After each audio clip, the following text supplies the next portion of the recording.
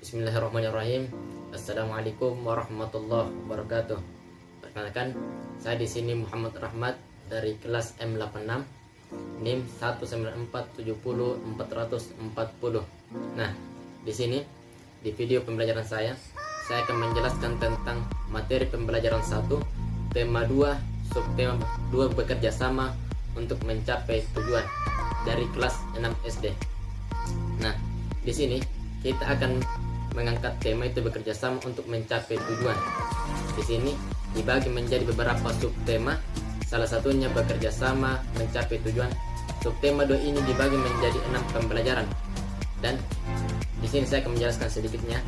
Setelah proklamasi kemerdekaan Indonesia 17 Agustus 1945. Angkat dulu Fitri.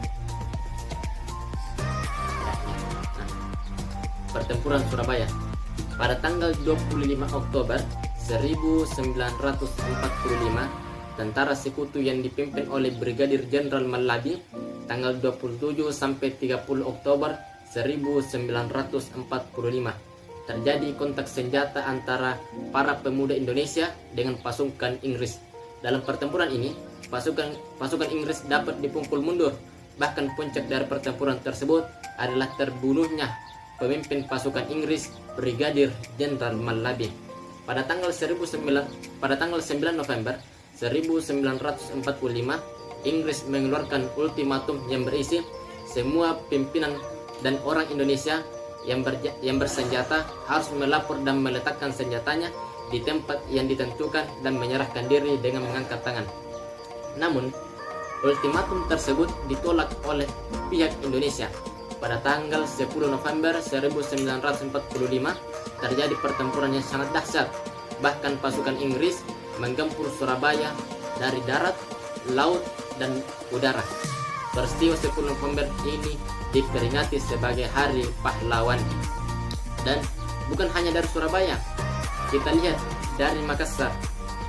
Nah, dari Makassar tersebut, untuk mempertahankan kemerdekaan Indonesia yang sudah didapatkan oleh Indonesia pada tanggal 17 Agustus 1945, ternyata Makassar juga melakukan perlawanan kepada Belanda yang tentunya dibantu oleh pihak Inggris.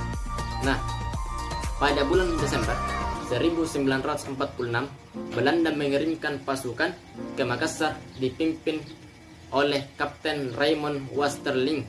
Pasukan Westerling bertindak kejam. Pasukan Belanda, Depot Special Troepen, pimpinan Westerling banyak melakukan pembunuhan dan pembantaian terhadap rakyat Makassar. Peristiwa ini terjadi pada Desember 1946 sampai Februari 1947 selama operasi militer counter insurgensi atau penumpasan pemberontakan.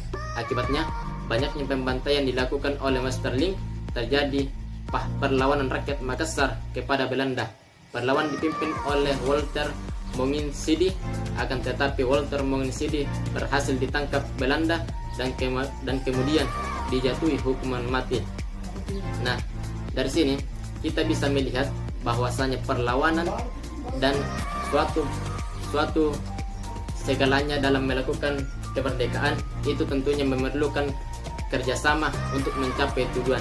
Mungkin ini yang bisa saya sampaikan. Lebih dan kurangnya mohon dimaafkan. Wabillahi taufiq wal hidayah. Assalamualaikum warahmatullahi wabarakatuh.